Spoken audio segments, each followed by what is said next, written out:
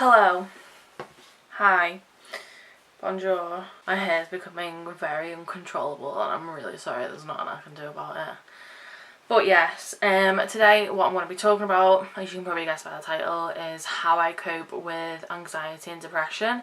Now, obviously, the usual, I'm not a medical professional. If you really need advice, go and seek help. Like, that's the best thing you can do, is just go to a doctor, explain to them the situation. They're not going to judge you. If you need help, please go and get it. But basically, this is just what I do. I've been to 4 different therapists, and one of them was not like a proper therapist, but 4 different types of therapy, and I feel like I sort of know what tends to work best for me. Obviously this stuff might not work for you, but why not try it out? Now, I'm a big believer in the whole fake it till you make it kind of thing, and just changing your behaviour to make yourself feel better, like just pretending to be confident, and then you just end up actually feeling like you are confident even though you're not. Like, it works, I promise. But the first thing that I sort of said to myself was that I'm not going to spend all day in bed. I'm not going to do it anymore, because I did literally used to wake up in the morning, I'd maybe go and get breakfast or something, maybe go to the toilet if I needed to, obviously, and then just come back to bed, and then spend the majority of my day in bed watching like YouTube videos or whatever. But I just would not get up properly, like I just couldn't do it. So that was my first thing, was to tell myself I'm not going to stay in bed. Even if I still do absolutely nothing, I'm not going to stay in bed. I'm going to get up, I'm going to go downstairs. I'm going to sit downstairs, I might still watch YouTube videos, but I'm out of my bed. That was my first goal and then first achievement. Once I'd sort of got that down to a T, I said, when I first wake up and I get out of bed, the first thing I'm going to do is I'm going to get dressed. I'm not going to sit in my pyjamas and let myself get to the point where I can't be bothered to get dressed. So I got up and I got in my pyjamas. I got up, I got dressed, I went downstairs. That was my first thing, and something that, even though it's so little, like, it made such an impact, because I already felt better in myself because I was dressed. I felt more productive because I got out of bed. Like, even though I had technically done nothing, it felt better. And it was something for me to say, okay, well, I've achieved 2 goals there, so let's keep going. The next one was to actually get up at a reasonable time.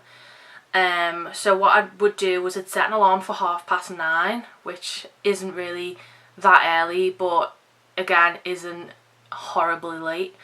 And sometimes I would wake up before it, but if I didn't, that was it. The alarm went off and I was getting up. And I would not leave my phone next to my bed, because it's so easy just to turn over and switch it off. I'd leave it in the other corner of my room, so I do have to get up to switch it off. So then it's like, once I'm up, I'm up. I may as well just get dressed. I'm not going to get back into bed. So that was sort of the first bit of my routine. So get up, get dressed, go downstairs. That was it. The next thing I know can be really tricky for some people, but just making sure that I had breakfast, because a lot of the time I'd either skip breakfast or lunch and I'd just end up having one meal and then dinner, which obviously isn't the best thing to do. So the next thing was to make sure that I had some kind of breakfast, whether it literally be a yogurt if I couldn't be bothered, or whether I actually made something. Regardless of what it was and how much effort I put into it, I made sure that I had my breakfast and had that another thing checked off. Now technically I'm achieving like 4 goals in the space of 2 hours, an hour when I get up in the morning. So that was 4 things for me to be proud of and have a sense of achievement. So once I got in that kind of routine, I was like, okay, what I'm going to do is I'm going to try and think of things that I do enjoy and find meaningful. Like my therapist, the last one I had, said, you don't want to just be doing mundane things every single day. You want to do things that you actually find value in. The type of things I enjoy, obviously making YouTube videos, I really enjoy doing it. I have a sense of achievement once I've filmed it, again once I've edited it, and again once I've uploaded it. So it's really good for me to be able to do that, even if not a single person watches it. It just makes me feel better, so I'm gonna do it. Sometimes maybe drawing or doing face charts. If you're into makeup and you don't have the energy to be able to put it on your face, doing a face chart is a really good way to sort of get practice and do a sort of new hobby, because I'm awful at drawing, but I feel like face charts I'm pretty good at, and it's relaxing, it's fun, and it's just a way for me to just be completely creative in my own way. Obviously, if anybody else in my house is available, I really value spending time with my family, so just doing something, even if it's something just watching a film with someone or just nipping the shops, or even if it is a full day out, that's something that I do really, really value, and obviously makes my mood better without me even thinking about it. So that's one thing that I would try and include in my week, more like, instead of just saying, okay, well today I want to try and spend time with my family, because obviously it can't happen every single day. You know, some people might be busy all day, or they might be in work, and then when they come home they might not want to do anything, which is completely understandable. So just trying to say, well, at least once a week I do want to try and do something with my family. And again, that's another goal that you can check off and say that you've done. Obviously all of these are like short-term goals, but I feel like having them, I feel like I have the hiccups. Yeah, but I feel like having like short-term goals in place is really good to sort of keep your mood up, because you are just feeling pride in yourself when you do it, and it's okay to be proud of yourself. Like, you did something, like, be proud. It's not a bad thing. Once you've got that sort of things down, and you've sort of got more structure to your day, you feel like you're getting more out of your day, you find that your energy sort of lifts anyway, and you actually do want to do more. So even though you've only sort of build it up little by little, and you've ended up doing, I don't know, just doing something more with your day and finding more meaning with it, you end up then wanting to just increase your activity anyway. So you might start a new hobby. I found that I do quite like bullet journaling, and I do want to do more of it and try and get more creative with it. So that's something that I've started for myself. I don't know, you might like to do maybe painting, or like drawing, even just doodling. Whatever you like to do it. Could be something as simple as just coming to your room, singing, having a little boogie by yourself, having like a full-on little dance party. Whatever you like to do, just try and do it at least like 3 times a week, and then try and build it up so you are maybe doing it every day, if it's something that can be done every day. Obviously meditating as well is really, really useful if you are sort of feeling really overwhelmed in your emotions. Just being able to come to a quiet place, and like, I know with some people, if they try and meditate, it feels like they're sort of within their own thoughts. I like to put on some binaural beats, and it's like, I don't know how to describe it, but it's just like, you know, classic like meditation-y spa kind of music, but it's got sort of one like drone kind of noise thing throughout the whole thing of it, whether it be 20 minutes or an hour, and you can just sort of focus on that. Obviously you have like the rest of the little musicy bits going on in the background, but I find it really, really, really helpful to just focus on that one note and use that to try and stop thoughts like just coming into my head. Obviously if they do come into your head, just try and get rid of them and focus on that note again. It's not like the end of the day, it does take a lot of practice, but that is really, really good if you are feeling really overwhelmed and just need to be able to relax.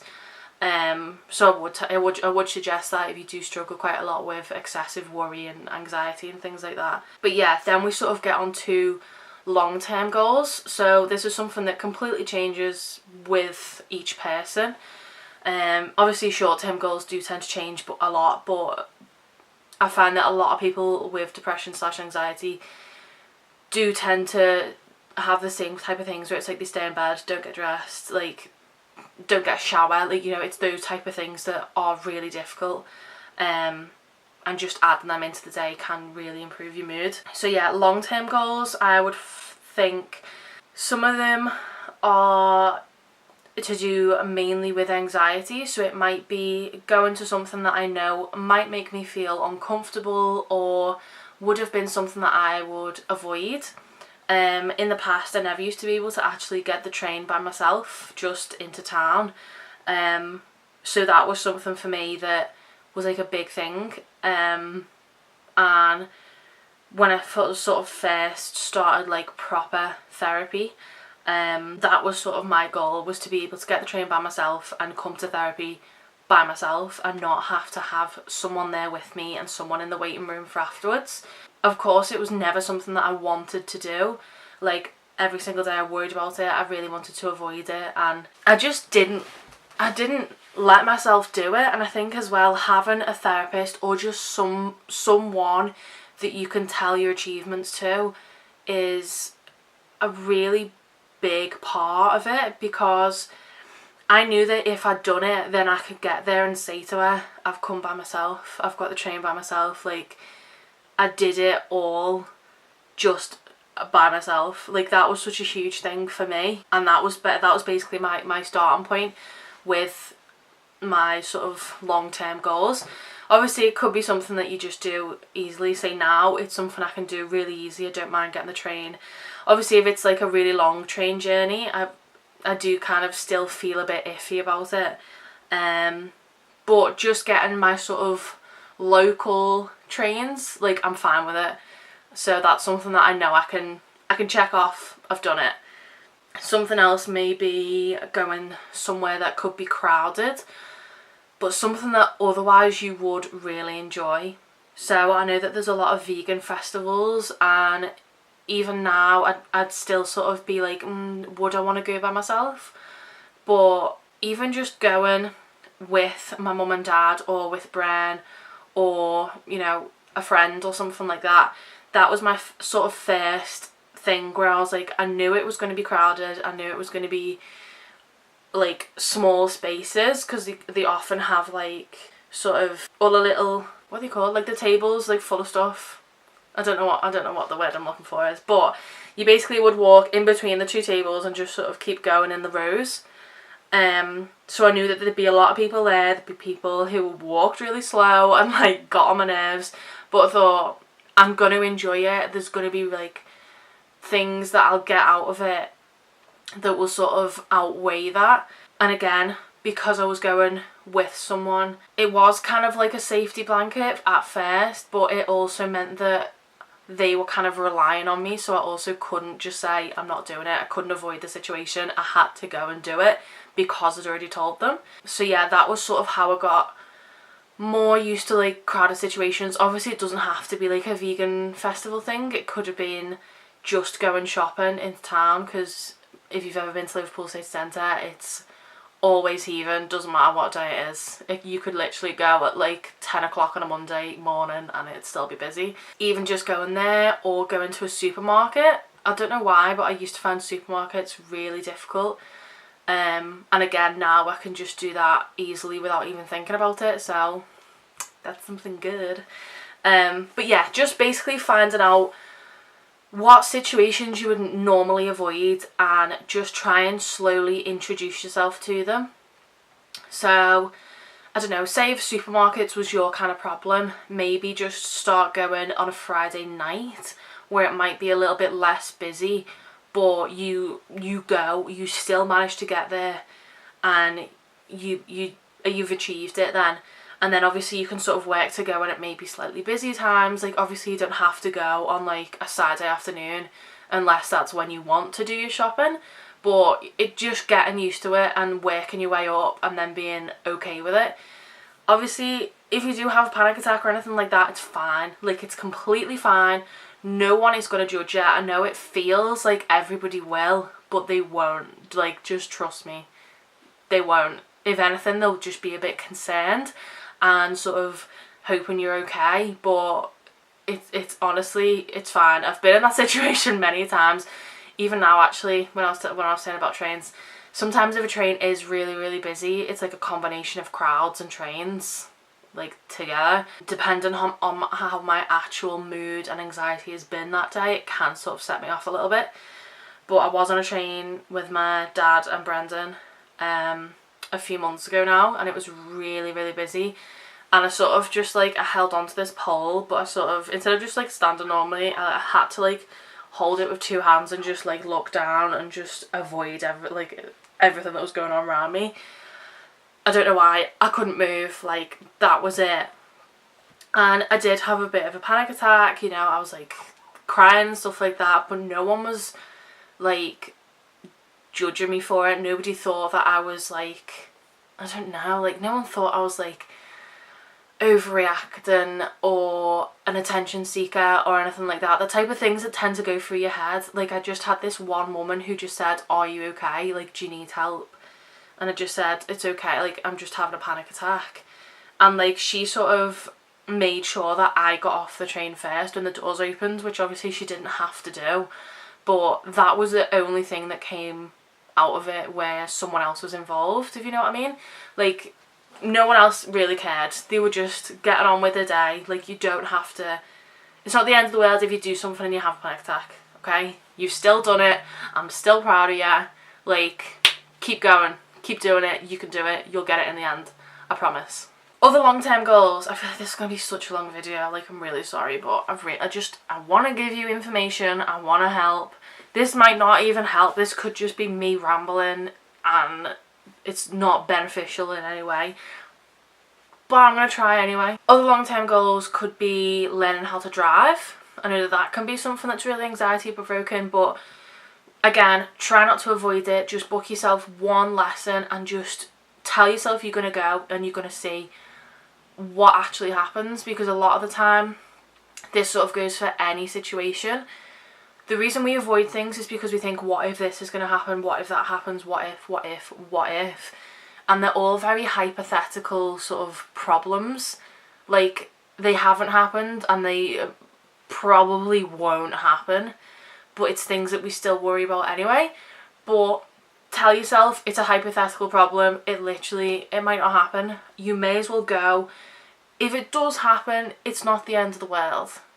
You know, realistically, you're still going to be okay. Even if all of the problems in the world happen that you thought were going to happen, you're still going to be okay. You're going to come out of it. It's going to be fine. But the majority of the time, none of the problems happen and we were worrying for no reason anyway. So just go and do whatever you want to do. You only have to do it once and just see what happens. If you don't do it, you'll never know what would have happened. Could be driving lessons, could be start a job. Now, I did have a little bit of a problem with this because I went straight from doing a temporary contract, which is basically working like one day every now and then, just whenever they need me, to going straight into a 40-hour job with an apprenticeship on top of it. Like, you worked 40 hours and then did your apprenticeship work outside of that.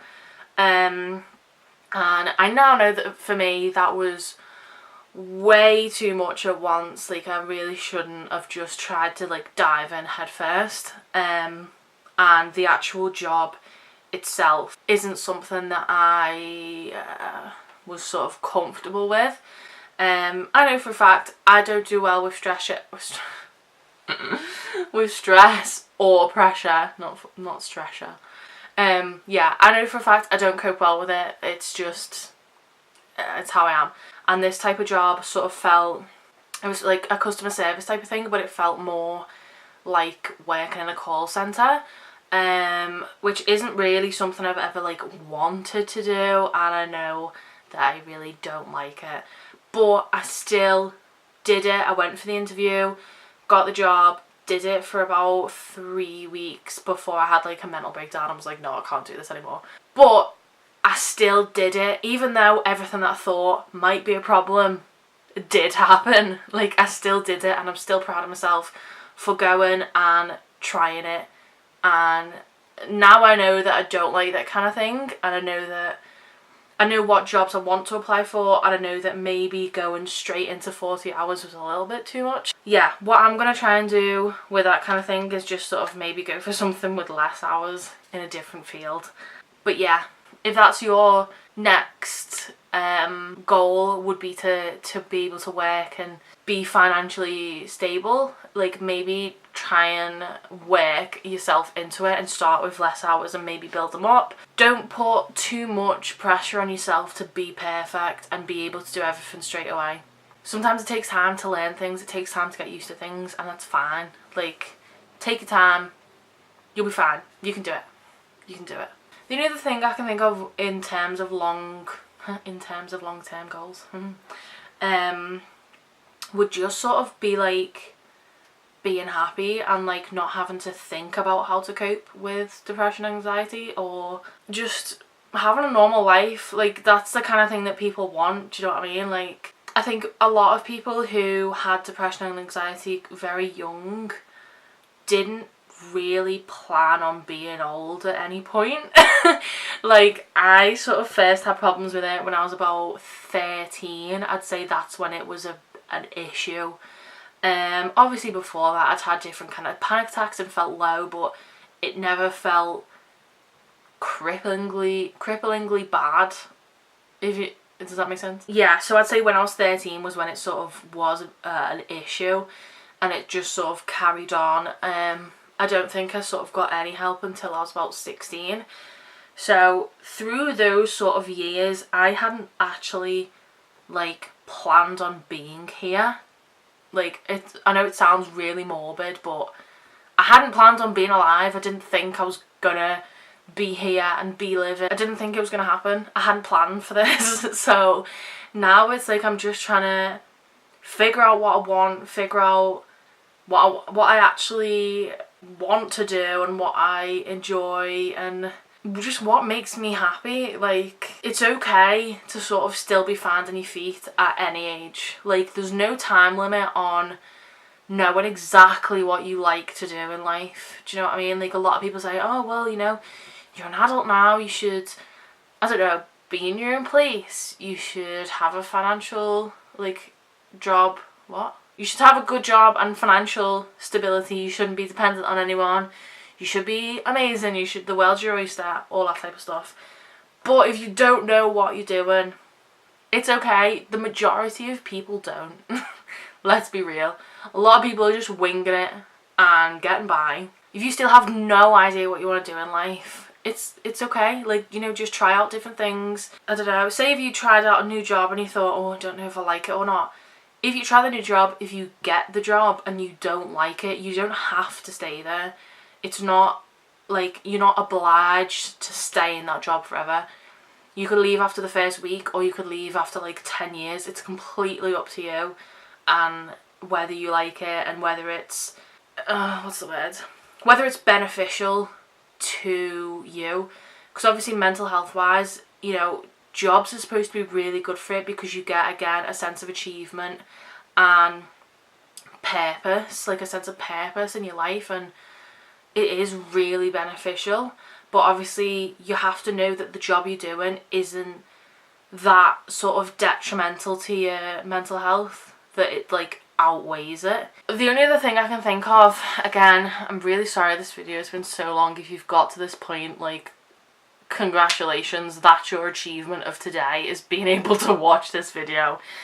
But yeah, the only other thing I can think of is, obviously, if you have anxiety or depression, it's never going to completely disappear. You learn how to cope with it, you learn how to manage your mood, how to make sure that, you know, you're not sort of worrying excessively. Again, know on what's hypothetical and what is an actual problem.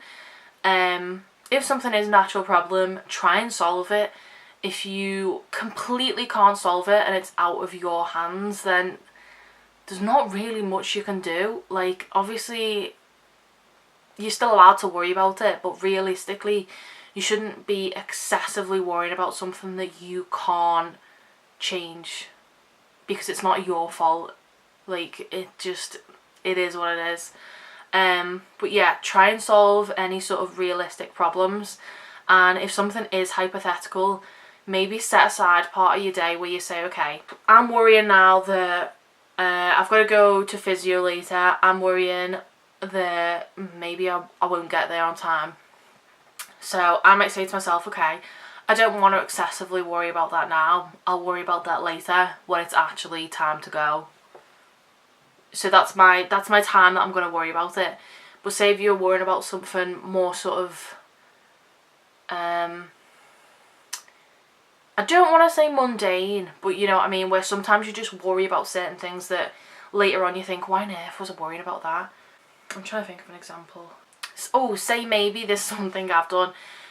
You've dropped a glass on the floor and it's smashed, and like it's only from IKEA, it's like £1, no one really cares, but you still worry about it. Try and say to yourself, okay, I'm not going to worry about it now, I'm just going to clean it up and get it sorted. I'm going to worry about it later. That's my allotted time to worry about it. And most of the time, by the time you get to later, you think, well, it's nothing really to worry about, is it? Like, you don't really need to worry anyway. You kind of have that, you can sort of think about it more logically now that you're out of the moment.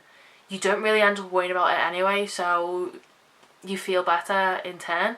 But if you do need to worry about something, worry about it. Just don't do it excessively. And again, if you have a really bad sort of depression day, as I like to call them, just try and limit it to one day, because there will be times where, say, I might want to go back to bed, I might just be having an awful day and I might want to go back to bed, or I might want to stay in my pyjamas. But what I'll try and do is I'll try and change my pyjamas into a nice fresh clean pair, so again I do feel like clean. If I do really think, oh no, I just want to go to bed, I'll try and give myself a lot of time, but I'll still try and make sure that I get up to try and feed myself, because I know a lot of people just can't get the motivation to do it. Don't beat yourself up about it. Just let yourself have that one day or one evening or hour or however long it may be. Just keep it on that one day. The next day, start over. Like, forget about it. It didn't even happen. You're fine. Nothing happened. Everything's okay. And then just keep plodding along. Keep checking off your achievements and things like that. And then again, if you've done all of this and still nothing is helping, please, like, begging you, please go to a doctor, because there's some things that you just can't do completely by yourself. Like for me, it took 4 rounds of therapy, and I might even need to go back to therapy. Obviously I don't want to need to, but if I do, I'm gonna let myself go, because I'd rather go, be able to speak to someone and sort it out, rather than just struggle by myself. And I do take medication as well, which sort of lifts my mood a little bit, so that even on the worst days, it's still not as bad as it used to be. And I know that that's just the kind of things that I need. It's kind of, it's out my hands. Like, I need to do it. I know I need to do it. It's fine, but I'm still gonna be willing to do as much as I can do to keep my mood up, keep my anxiety down. Like, I'm gonna try my best. And that's the only other thing I'd say, that you really do need to be willing to try. And I know it's the most difficult thing in the world to do everything that I've just said. I know how hard it is, but if you really want to get better and you want to do this for yourself, you do need to be willing to try. If you do get a therapist, they'll try and, they'll basically tell you to do these things anyway. Just try as best as you can. You might not get everything done every single day, but just try your best. I think my brain's out of things to say, because I did this from memory. Like, can you tell by the amount of time I spent waffling on? But yeah, I hope that this helped someone out there, even if it's just one person, even if it's me in a week. If you don't have anyone to speak to, like, honestly, feel free to message me. Like, I don't care who you are, where you're from. I mean, if you said it in a different language, I might have to use Google Translate, which means that it might not be that accurate. But even if that's the case, I would much rather you send me a message and I'll get back to you. I'll try to help you with something. Even if you just need to vent. If you don't want to do it in the comment section below, you can either message me on here. But I don't really tend to see messages on YouTube. But my Instagram will be linked below. I've got like 3 different Instagrams, so message any one of them. I also have Twitter if you want to message me on there. Like, I'd much rather you have someone to be able to vent to than have no one at all. So if you need to, I'm here. Other than that, thank you so much if you actually managed to make this to the end of the video. Like, that's pretty cool. If you did, just to confuse people, leave like the weirdest emoji ever in the comments, like an aubergine or something. I hope you have a great day, week, month, year, life. Try your best. You can do it. I believe in you. I'll see you very, very soon. Bye!